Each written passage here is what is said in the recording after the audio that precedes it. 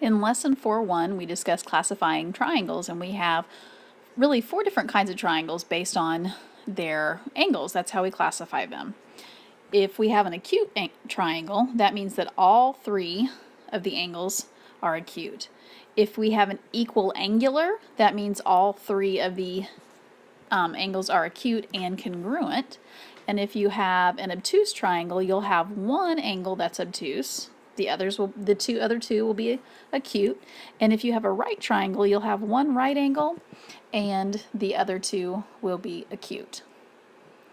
So acute triangle, equal angular triangle, obtuse triangle, and right triangle. And then when we go to classify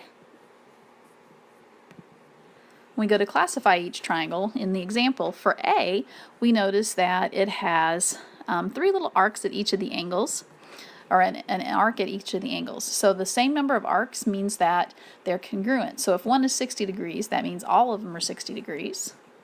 All of the angles are congruent. They're all 60 degrees, so this is an equal angular triangle.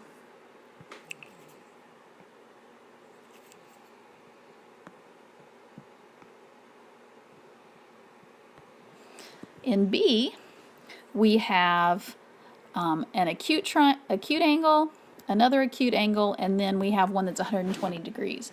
When you have one obtuse, which is the 120 degree angle, then you have an obtuse triangle.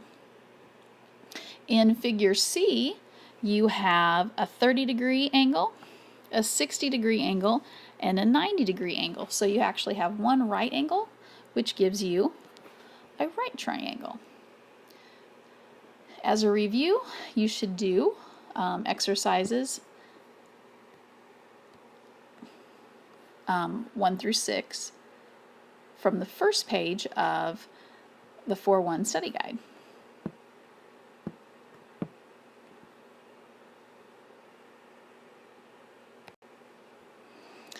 On the flip side of that, we talk about classifying triangles by their sides. So if you have 3 congruent sides,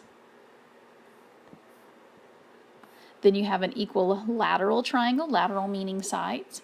If you have 2 sides that are congruent, then it's an isosceles triangle, and no sides congruent, that's a scalene. So in the examples for A, we have HL and HJ that both have one tick mark to represent the sides. And so that means that those two sides are congruent. So I have 2 congruent sides, which is an isosceles triangle. For B, I see that there are 2 tick marks on each of the sides. So that means that all of those sides are congruent. So I have 3 congruent sides, which makes it an equilateral triangle. And in C, I don't have any tick marks, and I also notice that I have different measurements for each of the sides of the triangle, which makes it a scalene triangle. So for the back side of 4.1, for exercises 1 through 6, you want to classify them by their lengths of their sides, whether it's equilateral, isosceles, or scalene.